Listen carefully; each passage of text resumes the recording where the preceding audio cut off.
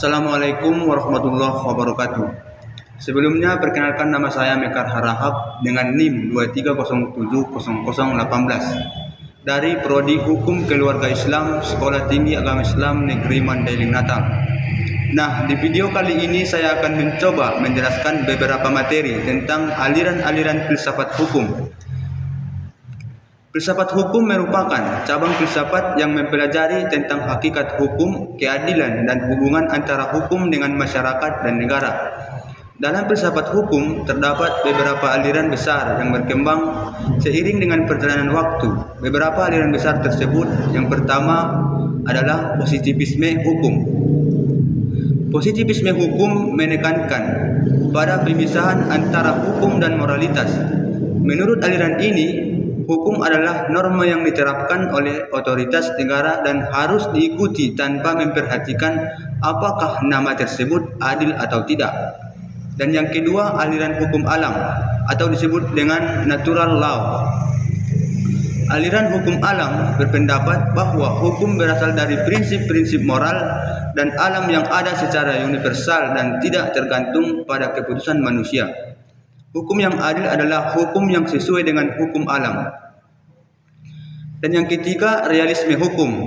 Aliran realisme hukum menekankan bahwa hukum tidak bisa dipahami hanya melalui teks atau aturan yang ada, melainkan harus melihat bagaimana hukum diterapkan oleh para hakim. Dan yang keempat, teori sosial hukum. Aliran ini berpendapat bahwa hukum tidak hanya berfungsi sebagai instrumen tapi untuk mencapai keadilan, tetapi juga sebagai alat untuk mengatur kehidupan sosial dan menjaga ketertiban dalam masyarakat. Dan yang kelima, Marxisme. Aliran ini melihat hukum sebagai alat yang digunakan oleh kelas penguasa untuk mempertahankan kepentingan mereka.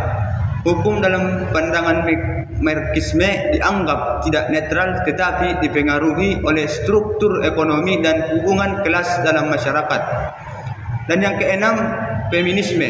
Hukum aliran feminisme, hukum menyoroti bagaimana hukum seringkali mereplikasikan ketidaksetaraan gender dan digunakan untuk mempertahankan dominasi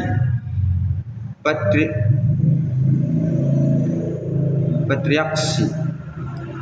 Feminisme hukum berusaha untuk menilai dan mengubah hukum agar lebih adil dan setara bagi perempuan.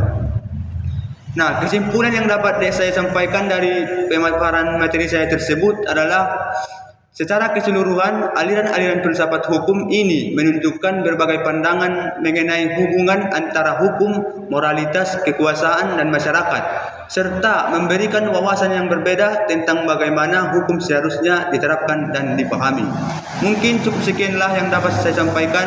Kalau ada kata-kata saya, mohon dimaafkan ataupun dimaklumi. Sekian, Assalamualaikum warahmatullahi wabarakatuh.